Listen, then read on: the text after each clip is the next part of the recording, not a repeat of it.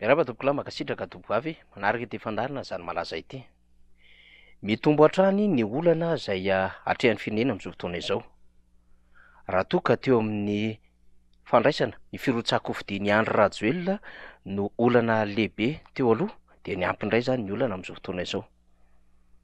Ny ACC dia namoaka ny anaran'ireo kandida afaka handray anjara anatin'izany fifaninanana ho amin'ny fifidianana filoham-pirenena izany tamin'ny asabotsy teo. Na dia teo aza ny fametrahana fitoriana requête amina invalidation, zany hoe tsy fanekena ny firotsahako fidian'ny Andry Rajoelina noho izy tsy nafeno fepetra satria mizaka ny zom-pirenena frantsay, dia tsy azo andraisana teo anivon'ny fitsarana avy momba lalam-panorenana izany requête nataon'ireo antoko sy ireo kandida ireo izany. Ankoatr'izay dia ady hevitra na dia hoe tsy azo ivalozana raha ny didin'ny ACC, ady hevitra tsy azo ialana ny ao ambadika ity resaka naturalisation ity satria ny tokony hampiatra ny lalàna, ny tokony hijery izay voalaza ny lalàna indray zany no miezaka manindry arak'izay fomba fahitany azy ireo amin'ny solomaso na ihany koa ny fomba fandikany azy ny interprétation, ka diso avokoa zany ireo zavatra rehetra sy ireo fitoriana ary ihany koa ireo fanehoan-kevitra efa teo amin'ny sehatra ambony be nasionaly sy iraisam-pirenena natao momba ity resaka naturalisation ity. Mbola isy fotoana hanokafantsika hady hevitra ary andefasantsika horonan tsara mihitsy miampy an'ireo lalàna samihafa momba izany naturalisation any Frantsa izany sy ny fomba fandraisana ny didim-panjakana momba izany. Iverenantsika tsy elo zany dikany tsy hoe raha tsy azo ivalozana ny didina avoakan'ny ACC dia tsy mahafoana ny ady hevitra sy ny tokony ho fandraisana andraikitry ny vahoaka malagasy zany satria ny vahoaka malagasy maso mandidy 20 tapitrisa. Fa tsy sanatry n'izany kory ka ny hevitry ny olombitsy izay miezaka mampisisika na te hampisisika an'Andriamatoa Andry Rajoelina ho anisan'ny mpifaninana no hanjaka eto Madagasikara. Ady hevitra tsy foana zany ary ady hevitra mbola tokony ho resahan'ny malagasy satria mazava zany amin'izao fotoana izao fa dia vazaha frantsay no mitantana an'i Madagasikara. Dia ny tantaran'ny gouvernora jeneraly ny tantana an'i Madagasikara tamin'ny andro ny fanjanahantany no mbe ho an-tsain'ny rehetra momba ity raharaha ity. Nisy manko ny olona napetraky ny frantsay hitantana an'i Madagasikara tamin'ny andro ny fanjanahantany ary misy filoha izay tany Frantsa tany ny baiko izany olona napetrany teto Madagasikara gouverneur jeneraly izany. Zany endrika zany sary zany no misy amin'izao fotoana izao satria frantsay no mitantana an'i Madagasikara ary mbola te hisisika hitantana an'i Madagasikara. Soa aloha na inona ady hevitra ny laza azo ho mafy na hoe hitazona fahefana ary nieritreretina tsy hametra-pialana mihitsy aza dia voatosika atao anatin'izay fametra-pialana izay. Azo hevitra azo dinihana ihany koa nefa zany na dia eo aza ny finiavany te hirotsaka ho fidiana amin'ny fifidianana ho avy izao izay tsy manaja ny lalàna malagasy. Fa ny olana faharoa izay mbola mampitombo izany olona ny resaka naturalisation zany dia ny tsy nanekeny ny filohan'ny anterimeran-doholona hitantana vonjimaika ny filoham-panjakana satria moa rehefa nametra-pialana ny filoham-pirenena dia ny filohan'ny anterimeran-doholona no ambarany lalam-panorenana fa mitazona vonjimaika izany fahefam-panjakana izany. Andeha ho verenantsika mihitsy ny fanazava-kevitra ny entin'ity filohan'ny anterimeran-doholona ity iray volana lasa izay. Ka izy ny vahiny tao amin'ny fahitalavitra tany La Réunion no entintsika nazava ny fanehoan-keviny tamin'izay fa izy no hitantana ny firenena raha toa ka pirotsaka ho fidiana ny filoham-pirenena tamin'izany fotoan'andro izany. Henoantsika tahaka izao. D'abord, pour commencer, vous êtes le deuxième personnage de l'État après le président de la République. L'élection présidentielle malgache aura lieu à la fin de l'année. Et c'est vous qui allez assurer l'intérim de la présidence de la République. En quoi consiste ce rôle? Eh bien, ce rôle, donc, au cas où le président de la République en exercice actuel donc, se présente aux élections présidentielles, eh bien, d'après la Constitution, donc, c'est moi qui va assurer l'intérim. Donc, il n'y aura pas de grandes décisions à prendre, mais c'est assurer donc les affaires courantes pendant 5 mois. Tsy mitazona ny teniny zany ilay filohan'ny anterimeran-doholona ary mavozo mitazona fahefana fa ny azontsika inona ny politika tsy zavatra mandehandeha ho azy zany dia tsy maintsy misy ady hevitra goavam-be tany ambadika tany ka nahatonga azy namoditra fanjakana ary ny sens tsy miverina indroa. Tsy nainy sezirany opportunité ary tsy nainy nampanaja ny zava-boalaza ny lalam-panorenana sy ny tazona ny teniny tany La Réunion koa ilay filohan'ny anterimeran-doholona ary tsy tokony ho isany na mitsorana izany fahefana izany ny am'izay mety renonciation nambara ny teny anivon'ny fitsarana avy momba ny lalam-pandroenana. Misy lalàna fototra mazava manko ny amin'ny tsy andraisany filohan'ny antenimeran-doholona izany fahefana izany, na izy napetra-pialana na voaongana tao amin'izany andraiky ny teo anivo ny antenimeran-doholona izany.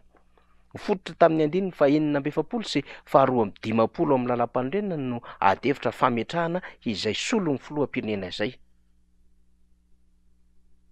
Ka moramora rehefa nisy ny tosika politika tany ambadika tany, moramora tamin'ilay gouvernemanta naka n'ilay fanjakana hoe ny atanany izy 30 menata ao anatin'izany gouvernemanta tsay izany. Ka ny filohan'ny antenimeran-doholona tokony nomeny ny fahefan'ny lalam-pandroenana andray izany dia nanda ary tsy nety naka izany dia nilaza teny anivon'ny fitsarana avy momba lalam-pandroenana.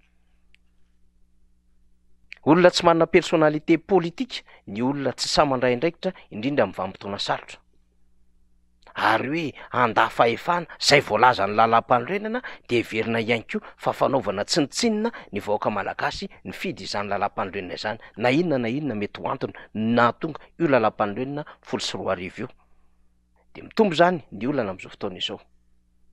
Satria ny gouvernemanta resahana eto izay nomeny fitsarana avy momba ny lalam-pandroenana fahefana dia gouvernemanta ihany koa zay efa sady tsy crédible tsy légitime raha mihoatra ny fitsim-pahapitikisana tamin'ny 7 Desambra 2024. Solombavambaoka misy 500 manko nefa nitsipaka io gouvernemanta tsay io.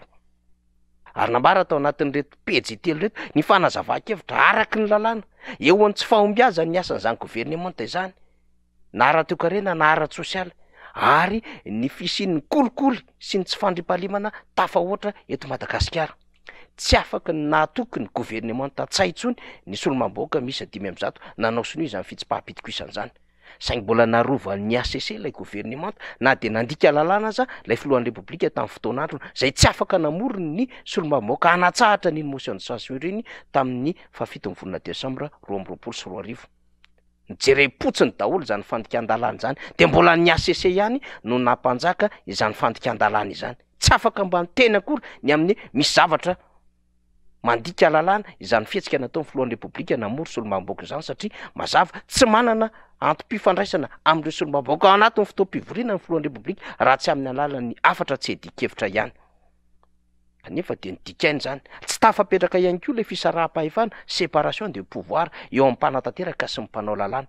Ka rehefa nikitikitika ny fahefan'ny mpanatanteraka kanefa tena fahefan'ny mpanao lalàna no mikitika ny fahefan'ny mpanatanteraka rehefa tsy mahavita ny asany, satria ny mpanao lalàna no manara-maso ny asan'ny mpanatanteraka. Ny atao hoe mpanatanteraka dia ny présidence ny repoblika sy ny gouvernemanta. Fahefana voalaza ny lalam-pandroenana no nampiasain'ireo solombavambaoka, saingy rehefa nikapoka latabatra nampiantso tany an-trano ny Yahya Rajoelina tamin'ny fotoan'andro dia nitazan'ny ACC fotsiny izany fihetsika izany, fa tsy nampiatra zay voalaza ny lalàna izy ireo. Na izany na tsy izany dia efa tafiditra tao anatin'ny adevitra lay resaka momba ny fitsim-pahapitikisana. Dia zany eo amin'ny forme na eo amin'ny fond, zany hoe ny endriny sy ny votoatiny dia mbola azo ny verenana tsara zany, satria isika iny dia azo lazaina fa tsy crédible ary tsy légitime intsony zany io gouvernemanta io, fa miezaka mitazona an'ilay fahefana amin'ny alalan'ilay tsy azo ivalozan'ny ACC rehefa namoaka ny fomba fahitany momba iny raharaha fitsim-pahapitikisana iny. Dia ahoana ny eritreretana fa gouvernemanta tsy crédible tsy légitime araky ny motion de censure nataon'ilay solombavambaoka 500 no hitatana ny raharaham-panjakana amin'izao fotoana izao. 30 menatany no iaraha-napa-kevitra momba ny Madagasikara, nefa ny sasany amin'ireo ministra ireo aza na hitatana fotsiny amin'ilay ministera tsy vitany, ohatra amin'izany ministry ny fampianarana, ohatra amin'izany ministry ny arenan-kibony-tany, ny olana ny fanabeazam-pirenena, ny olana ny angovo sy ny sisa sy ny sisa. Ka ahoana ny eritreretana fa olona tsy mahazaka ny fahefan'ny ministera tantaniny no hitatana ny raharaham-panjakana amin'izao fotoana izao. Tena fandikan-dalàna mihoapapana no misy eto Madagasikara. Ny filohan'ny ACC moa rehefa nivatan'ireo mpanao politika teny amin'ny CENI dia niezaka ny aro-toena sy niodikodina momba ny fanapahan-kevitra ny raisin'izy ireo, ary tsy nahafaly ny mpanao politika izany, indrindra Andriamatoa Marc Ravalomanina sy ireo solombavambaoka ary mpanao politika niara-dia taminy ka nivoahan'izy ireo ny hefitrano. Tsika resahana ao anatin'ity fandaharana ity dia ny amin'ny hoe mitombo hatrany ny olona ny firenena. Ka mbola tsy vita ny adevitra ny naturalisation na fivadihana zom-pirenena frantsay ho an'ny Rajoelina. na de eo arany tsy azo ivalozan'ny ACC de mbola idikevitra zany fa mbola niampy indray ny olana am'izao fotoana izao de niamy filohany ny antenymeran-doolona nanda tsy handray izany fahefana ambara ny lalam-pandroenana azy izany na de efa nambarany ara fa izy ny tokony handray izany fa mbola adevitra fahatelo ihany koa ny momba ny fandraisany gouvernemanta ny fitantanana ny raharaha-panjakana am'izao fotoana izao ho solony hasan'ny filohan'ny repoblika zay efa nametra-piarana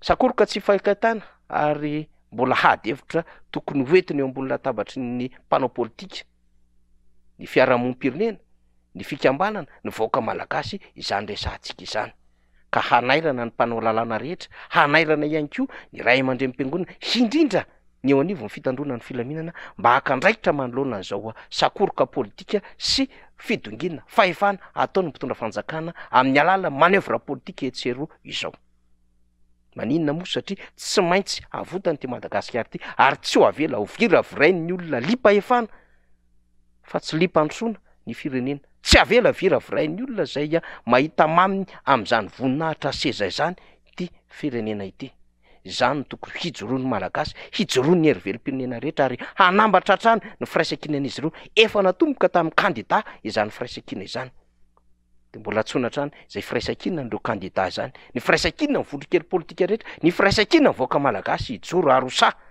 manoloana ny fanitsahan-dalàna samihafa misy eto amin'ny firenena zany zava-misy zany malaza makasitraka tokola makatela tokovavy